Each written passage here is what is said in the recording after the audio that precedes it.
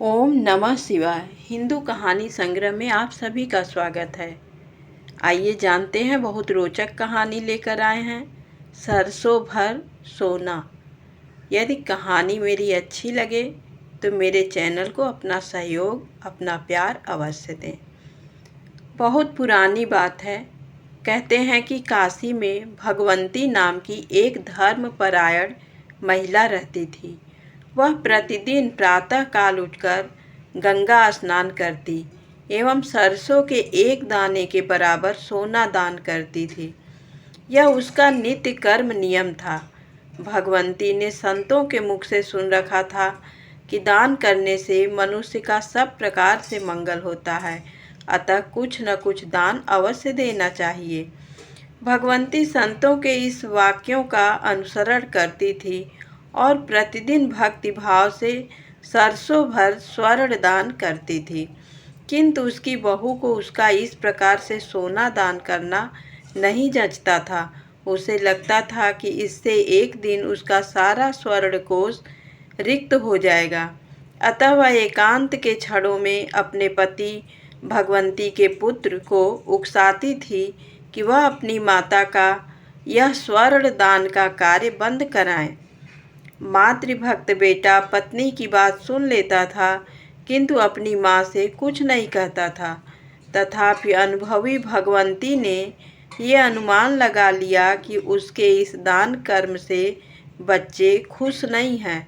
अतः एक दिन उसने स्वयं अपने बेटे से कहा कि तुम मेरे लिए गंगा तट पर एक कुटिया बनवा दो, मैं वहीं रहकर भगवत भजन किया करूँगी।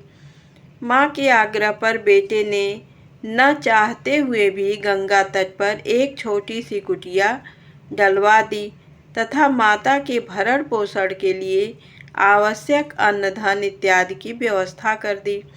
भगवंती अब निश्चिंत होकर गंगा स्नान करती तथा भगवत भजन करती, किंतु उसने प्रतिदिन स्वर्ण दान करने का अपना नियम नहीं तोड़ा। वह अब भी सरसों भर सोना प्रतिदिन दान देती थी। उसकी दानशीलता एवं निष्काम भक्ति से भगवान श्री हरि अत्यंत प्रसन्न हुए तथा वे ब्राह्मणादि विभिन्न वेशों में आकर स्वयं भगवंती से स्वर्ण दान लेने लगे। भगवंती की कुटिया में भगवान के श्री चरण पड़ने से वहाँ काफ़ी समृद्धि आ गई। दसों दिशाओं में दूर दूर तक उसकी कीर्ति फैल गई। देखते ही देखते भगवंती की छोटी सी कुटिया एक बड़े राजप्रसाद के रूप में परिवर्तित हो गई। भगवंती के इस ऐश्वर्य और धन संपदा को देखकर लोभाभिभूत हुई उसकी बहू एक दिन भगवंती के पास पहुंची तथा अनुनय विनय करके उसे अपने घर लिवा लाई। उसने अपने पति से कहा कि वे उसकी बहू की माँ के लिए भी ऐसी ही एक कुटिया बनवा दें ताकि उसके मायके में भी लोग अमीर हो जाएं। बेटे ने वैसा ही किया। सारी व्यवस्था पूर्ववत कर दी। कुटिया में उसकी सास रहने लगी। लोग उसके पास भी आते, किंतु वह दान धर्म से घृणा करती थी और लोगों को दुर्वचन कहकर फटकार कर भगा देती थी। परिणाम ये हुआ कि एक दिन उसका समस्त धन चोरी चला गया तथा लोगों ने उसे वहां से भगा दिया। वह पहले की ही तरह दरिद्र हो अपने घर वापस लौट गई। इधर भगवंती अपने सरसों भर सोने के दान पुण्य फल से इहलोक के सुखों को भोगती हुई अंत में उत्तम गति को प्राप्त हुई। धन्यवाद।